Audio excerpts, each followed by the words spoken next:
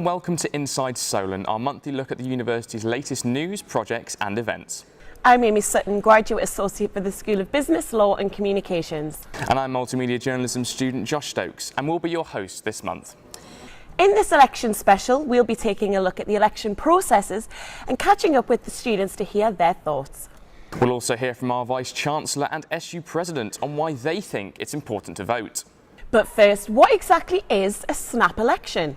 Some of you may have cast your vote already in 2015, so why are we being asked to go to the polls so soon?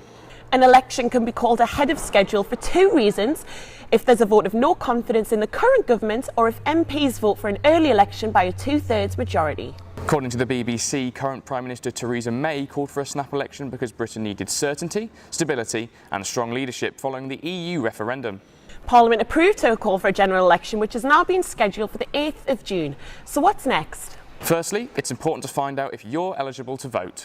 You need to be a British citizen aged 18 or over on election day and registered to vote by the 22nd of May. Students can be registered at both their home and term time addresses. When in doubt, register at both.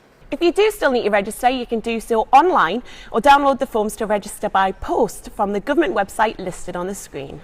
You'll just need to know your name, nationality, address and national insurance number. You'll then be sent a polling card just before election day, which will include the details of your local polling station, and you can also find out more by visiting the website on the screen. So now that you've registered, how do you decide who gets your vote? Each political party will release a detailed manifesto outlining their plans if elected. And each candidate for your local region will also release their plans regarding the specific area that you live in and vote in. The manifestos are likely due around mid-May, so keep an eye out on each party's website and social media accounts to find out what they're saying. So why does your vote matter? This is your opportunity to help make major decisions regarding the economy, your welfare and your education. I caught up with the Vice-Chancellor to ask his thoughts. So why do you think it's important for students to vote in this upcoming election? I think it's a great privilege to have the opportunity to vote and have our say. It's a great privilege to live in a democracy, so I think we should exercise our right to vote. Young people have lots of opinions and views, and they have the opportunity to express it through their vote. And at the moment, higher education, university education is so high up on the agenda. We've just got a new higher education and research bill passed. It's going to be interesting to see how the new government takes that through. I think it's really, really important that young people have their say, and that's why I would encourage students to get out there and vote. And is there anyone you can talk about in your experience that's getting able to vote in this upcoming election? Yes, my youngest son, he's a first year student at university. He's always wanted to have the opportunity to have his say, and he's going to vote for the first time in a general election this time.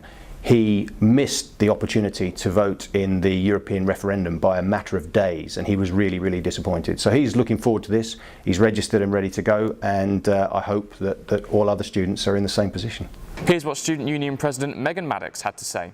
I think particularly for students there's a lot of topics and changes going on in the government that we need to have our say in, and I think particularly for 18 to 25-year-olds we're going to be the generation that can take the lead on the next things that our government do, and I really think it's important that you register to vote by the 22nd of May, do your research, find out who you side with and where your values kind of are, and ensure that you get your voice heard on the 8th of June. According to iNews, over 100,000 young people registered to vote in the first 3 days following the election announcement. But historically, young voter turnout is low. Less than half of all 18 to 24-year-olds turned out to vote in the 2015 election. And only 64% voted during last year's EU referendum. I also spoke with some fellow students around campus. I think it's really important for young people to vote. I think a lot of young people don't actually vote.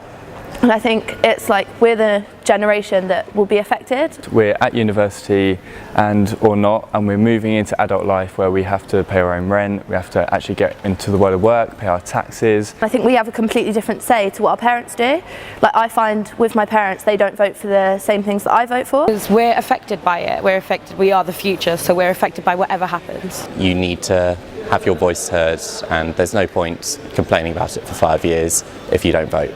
I think it's really important that students kind of get engaged in any democratic process, whether it's like a general election or something here on campus, to kind of have their voice heard and make sure they kind of make an impact. I was listening to the BBC last night and they were talking about the leaders becoming more cool and down with the kids. I think it's To me, it's a bit patronising trying to lower themselves down to our level. We're intelligent enough, especially students at university, we're intelligent enough to make our own decisions.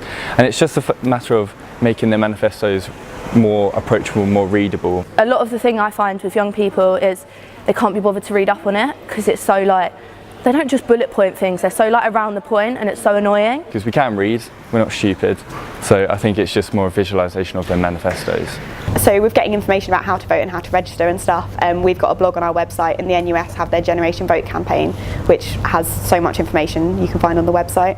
So don't miss out on deciding who runs your country. Deadlines for registration is the 22nd of May. For more information, visit the NUS website listed on screen. So have your say and get ready to cast your vote on the 8th of June. And remember, your vote matters.